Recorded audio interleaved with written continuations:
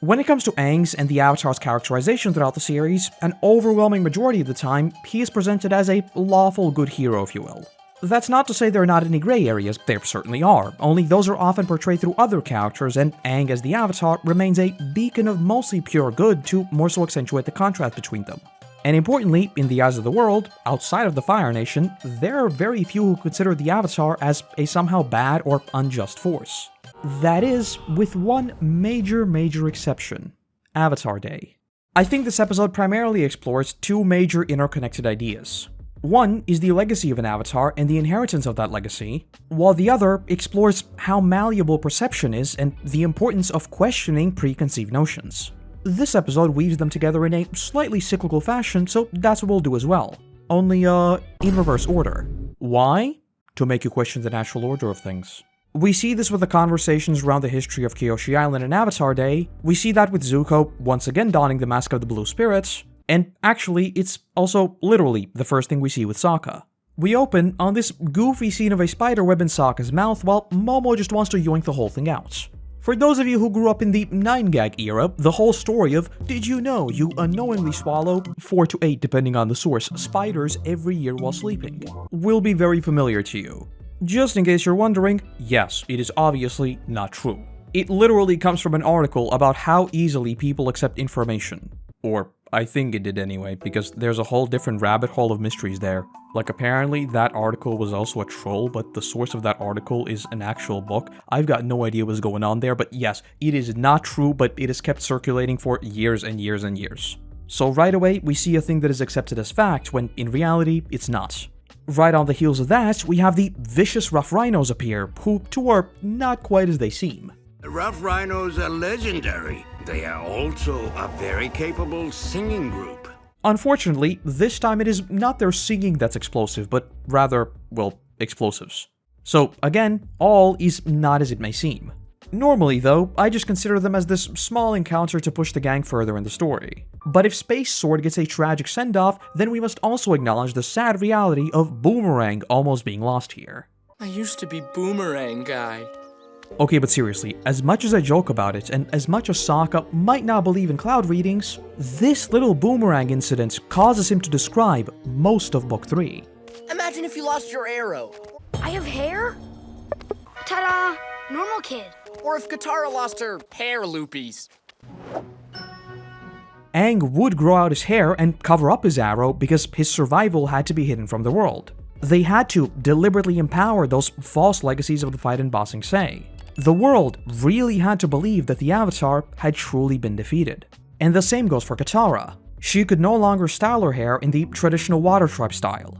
Just like with her necklace, she had to hide her heritage and empower the belief that she is of the Fire Nation. That's what Sokka's whole thing is about. He wants to be just Boomerang guy. He wants those roles in Team Avatar to be clearly defined, and for each of them to have their own positions.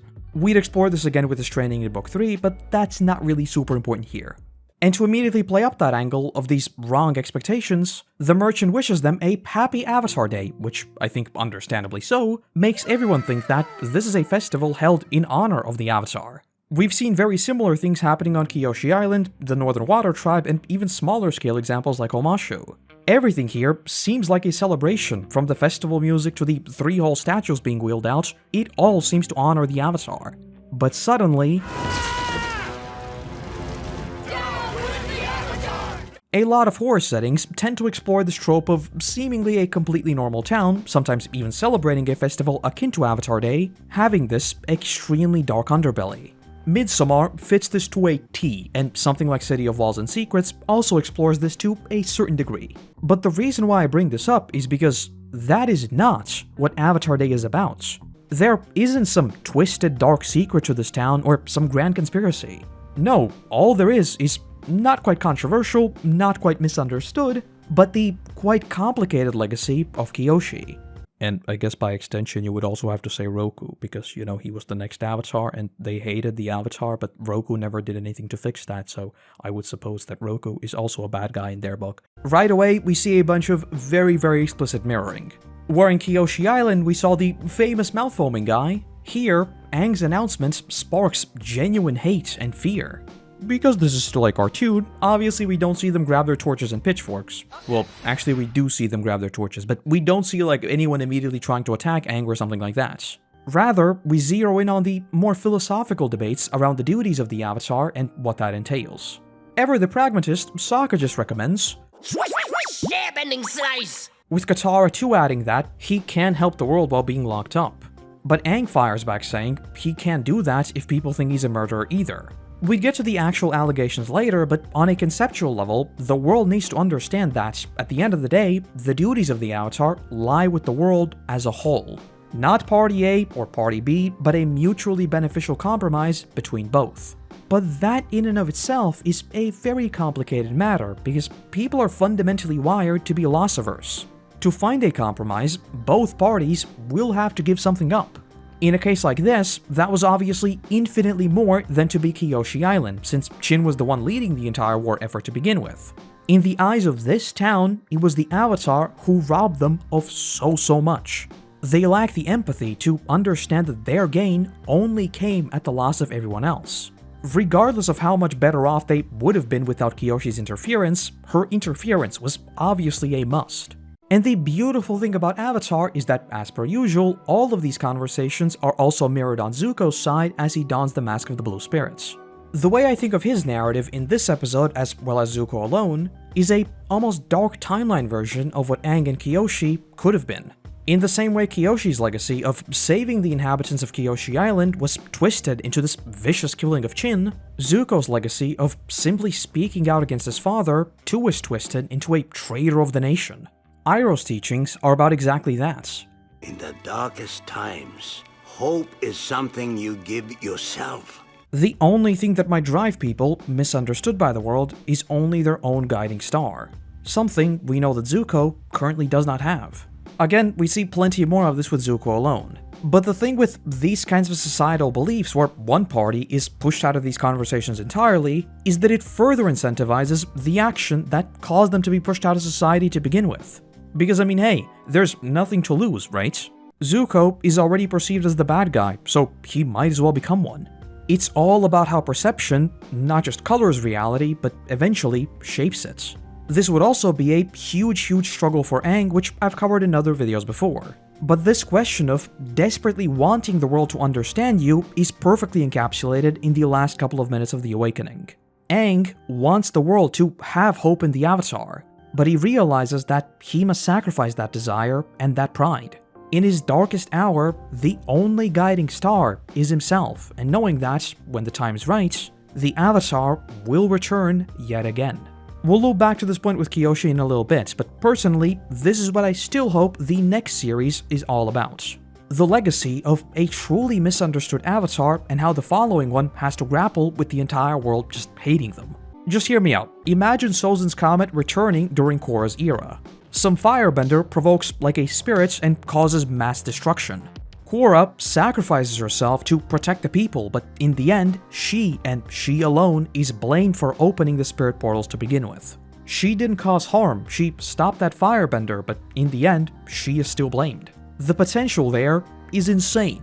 Luckily for me, this is explored a teeny bit more in the Kyoshi novels and will certainly be explored even more in the inevitable Kuruk ones. Essentially what we learn is that the legacy of Kuruk is almost entirely misunderstood by the world. For a quick lore recap on Kuruk, the way his story is presented to us throughout Aang's story is that he is just this easygoing, nonchalant dude who kinda didn't really care about his Avatar responsibilities.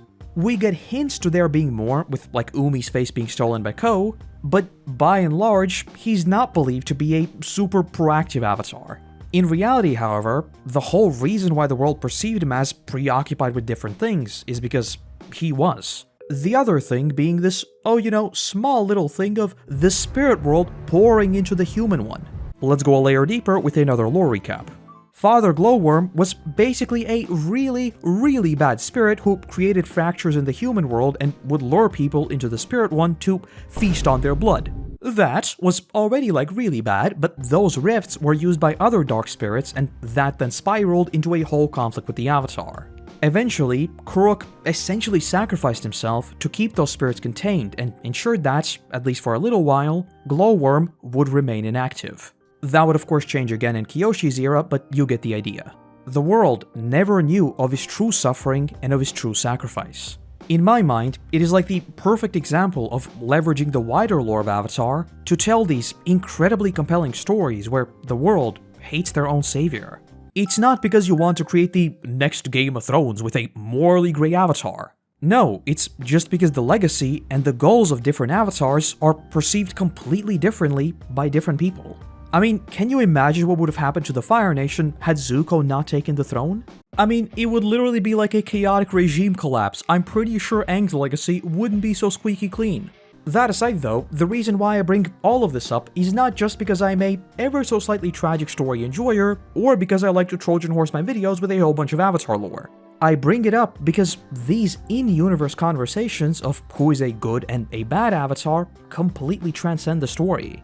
We, the viewers, talk about these kinds of things. Obviously, we have a whole lot more information than like anyone in-universe, maybe minus Wan Shi Tong. But misunderstanding or no misunderstanding, you'll straight up see people come to fists while talking about whether or not Roku is worse than Korra or whatever else.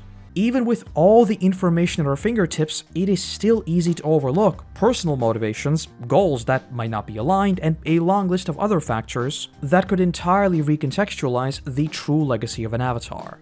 Okay, but seriously, please have the next avatar be like completely hated by the world, only to then rediscover Korra's legacy and have it be like a super spooky thing with weird spirits like Glowworm and co.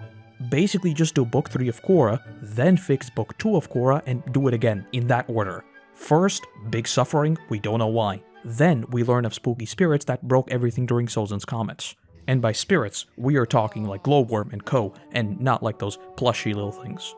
Anyway, returning to the actual episode, like I mentioned at the top of the video, it's now that we loop back to that questioning of those preconceived notions. And so, Sokka's famous investigation begins, in turn spawning decades worth of the highest quality memes. Also, fun fact, if you remember the goofy umbrella guy in The Fortune Teller, Sokka wears a very similar hat. Considering he already predicted most of book 3, the turns have indeed tabled. Another interesting thing to note here is the whole Kyoshi did this 370 years ago, which, doesn't really add up. Aang is 12, or 112 accounting for his deep slumber. And you don't even need to do further math, because that is at least 250 years split between Kyoshi and Roku. More if you account for the fact that Kyoshi was already a full-grown adult. And we actually also know that Roku was 70 when he died, so yeah, Kyoshi is like ancient.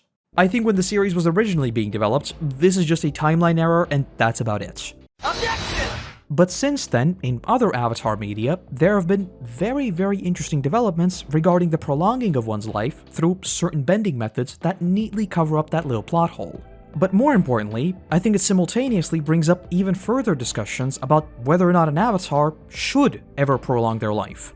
Not entirely relevant for the topic of this video, but with the series establishing the message that every Avatar is born into the era they are most needed in, it just creates these really interesting conversations about the Avatar themselves perhaps upsetting balance through something like this. But alright, that's a topic for another day. It's just the 370 years thing, it kinda does stick out. But a quick thing to note before we return to Sokka's investigation are the other prisoners Aang chats with. Much like with the rest of this episode, they too turn out to be nothing like you'd expect. They build Aang up and even give him girl advice. The biggest guy there, the one who you would assume is like a hardened criminal, has this whole dramatized sequence of even shedding a tear. Don't be afraid to tell her how you feel. It's all a matter of not judging a book by its cover, about blindly accepting convenient truths, or any other way you want to phrase it. And that continues as Sokka continues his very deep investigation. Very quickly we see that interpretive side of history and how much the perception of what are largely the same events can differ. In just a couple of minutes, we see just how much evidence there is against the story presented, ranging from Kyoshi, not even being there, to her gargantuan feat. Which brings us to what might be the best part of this episode, the trial itself. First off, the whole justice, because it's Just us. Is obviously caricatured to a ridiculous degree, but the message it's trying to get across, I think, is very realistic. Perception is reality, and that's exactly what we see throughout this entire trial. To two different people, the meaning of justice can be two completely different things. There is a very good reason why we have a separate term for vigilante justice, for example. Justice is a thing that has been made up by people, so yes, when it's just us, they can decide what justice is. Another interesting little tidbit here is them referring to Aang as just. Could be because he's technically on trial as Kyoshi while being Aang, so they're technically, like talking about the Avatar, which is like an it, I guess? Or it could almost be a dehumanizing method of not even referring to him as a person, but rather just as an object.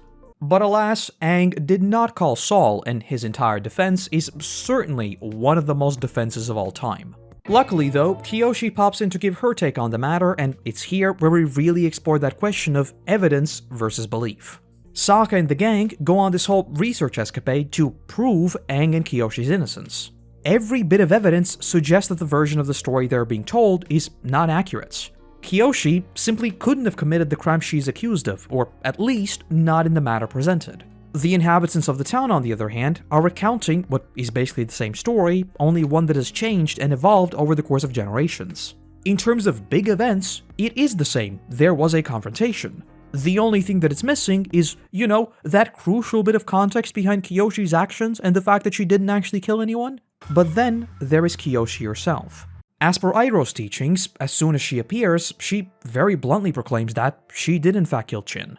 She doesn't dance around the topic, she doesn't even introduce herself, she doesn't explain anything. She is right to the point because she doesn't need the validation of anyone. As we saw in her flashback, technically, no, she didn't kill him. You can see how they might attribute his death to Kyoshi, but it certainly wasn't a battle or an attack or anything like that.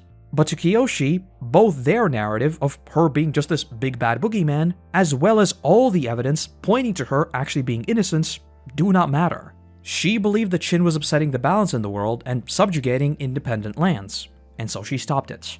Aang even asks about this in the series finale, saying she never actually killed him and wondering how she could handle that kind of pressure. But Kyoshi just says that whether or not he died in the process is completely irrelevant. She acted in the best interests of the world and stopped a tyrant pursuing selfish interests.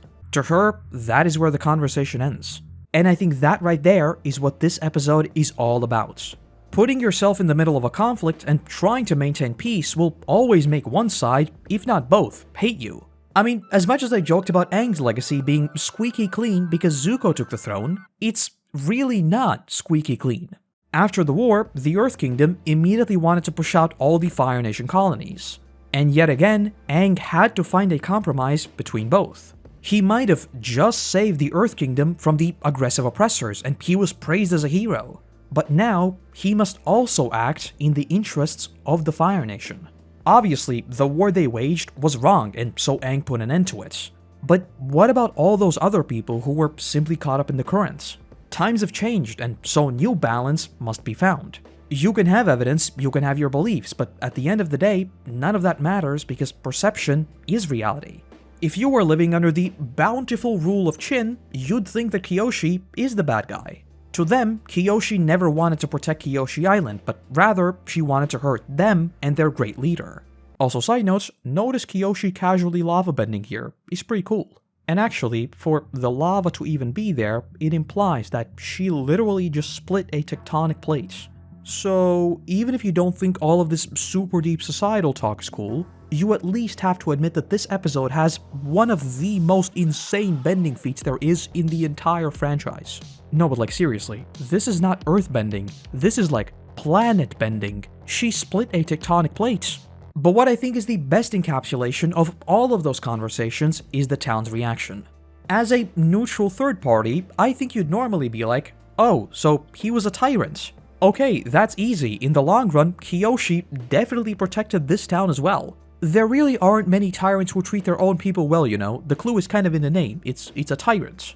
But that's not what we see. They immediately latch on to Kyoshi saying that she did in fact kill him. They don't care about the evidence provided, they don't even care about Kyoshi's point of view. They have such bad tunnel vision that they ignore everything except what's favorable.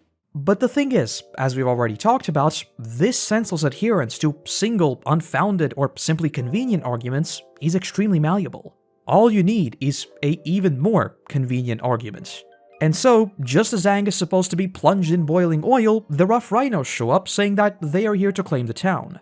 And very quickly, we go full circle, with them cutting down Chin's statue and now threatening their independence.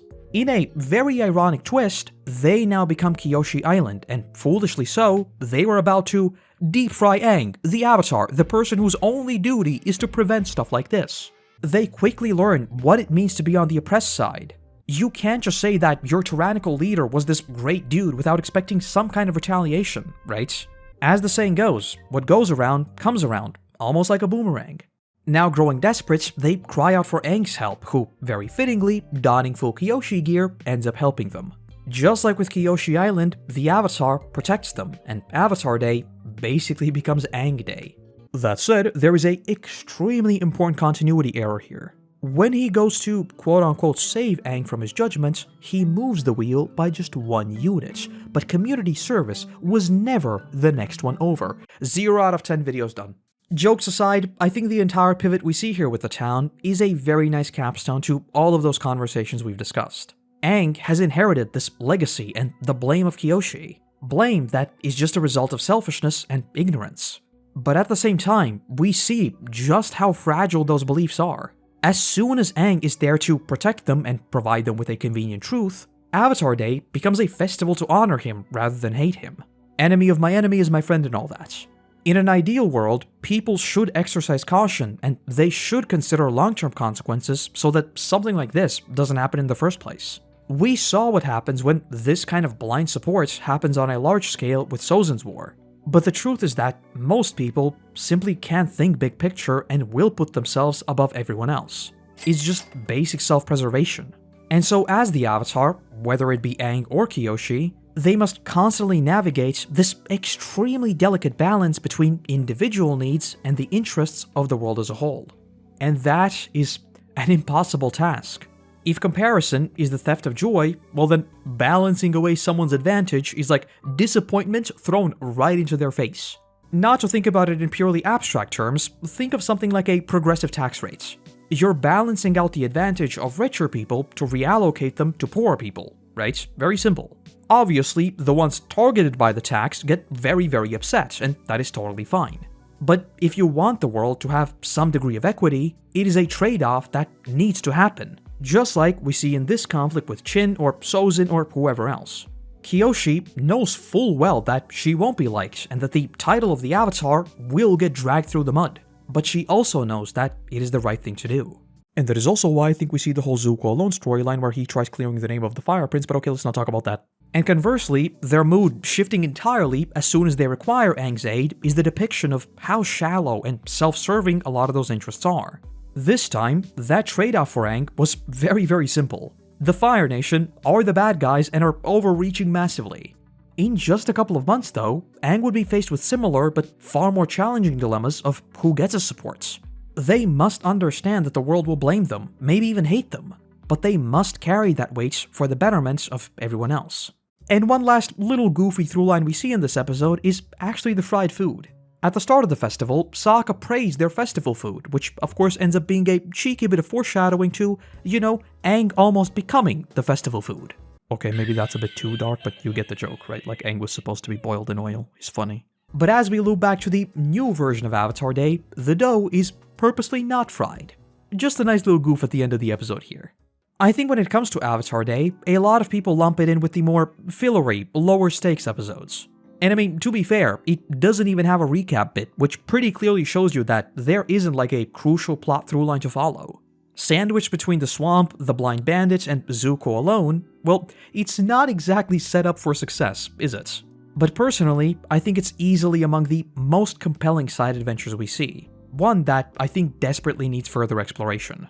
Aang's story, and to some extent Korra's too, was naturally limited with the kind of stuff they could get away with on Nickelodeon. But now that I think most of the audience has matured alongside the series, I think exploring the legacy of a hated and deeply misunderstood Avatar would spark some really interesting debates. Even running a small little poll on my own channel. The usual Korra bad because she lost all the avatars doesn't override everything else. Depending on your perspective, Roku might have let down Aang and the world by not stopping Sozin right away. Or maybe you think he did everything right. I mean, the war only started after Roku died, right? During strictly his lifetime, he prevented the war. But at the same time, there were red flags. He probably should have dealt with them. Perhaps you think Kyoshi severely messed up with the formation of the Dai Li. Or maybe you think their corruption was just a natural outcome of a power vacuum and a war. All of these conversations spark these debates because overall, the Avatar, most of the time at least, is on the right side of history. But what if you take Kuruk's legacy and twist it even further? What if instead of being preoccupied with other things, society thinks that he actively hurt them? What if the next Avatar has to learn of the sacrifices made by the previous one? To slowly begin to restore balance, not in the world, but between the Avatar and the world. While Avatar Day might lack some crucial plots, it gives this incredibly interesting look into the complexities of a world and an era shaped by its respective avatar. In every comparison, there will always be a loser. Glossing over that for the sake of a purely hero's journey, in my mind, is oversimplifying the bigger world and the interplay between it and the Avatar. So what I'm saying is that you should take Avatar Day and instead of it being just 20 minutes, make it into a full-blown series. Thank you very much. And that's the video. Just a quick note while I still have you, in case you are still wanting to give Netflix a, final chance at getting live action rights, we should be getting news about Toph's casting in the Geeked event happening this coming week. I'll be covering the whole thing on my second channel, so if you want to catch the live streams or the video versions, all of that will be available there. Other than that, I want to say a massive thank you to our current patrons and YouTube members who allow me to produce even more of these for you all. And let's also give a warm welcome to the newest members of the team, Victor Lupu, I think, Hideaki Isayama, Trey West, Mike Yerkdog, I think, Ogpress or OG Press 1, and Yuba163. Without you, there'd be a whole lot less of my rambling, so seriously, thank you. Other than that, I want to say thank you very much for watching, I hope you have a great day, and hopefully, I'll see you in the next one. Bye bye!